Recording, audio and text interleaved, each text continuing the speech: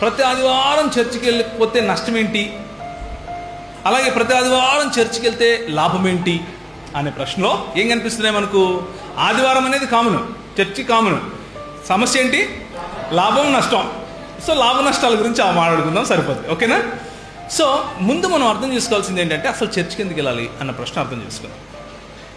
చర్చికి ఎందుకు వెళ్తారు అంటే, చర్చ్ అంటే అర్థము 4 గోడలు పైన ఒక రూఫు కాదు. సంఘము అంటే అర్థం ఏమిటి అంటే పిలువబడిన, ప్రత్యేకింపబడిన జనము అని అర్థం.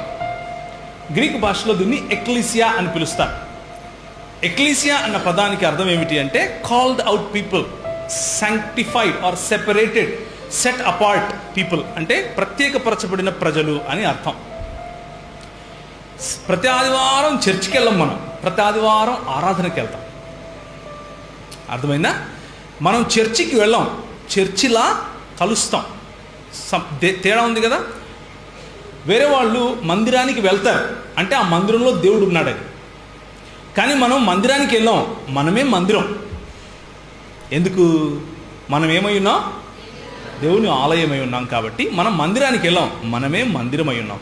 అయితే మనం వెళ్ళే ప్రదేశము, ఏ ప్రదేశానికి వెళ్తామో ఆ ప్రదేశం మన కోసం ఆలయం వంటిది.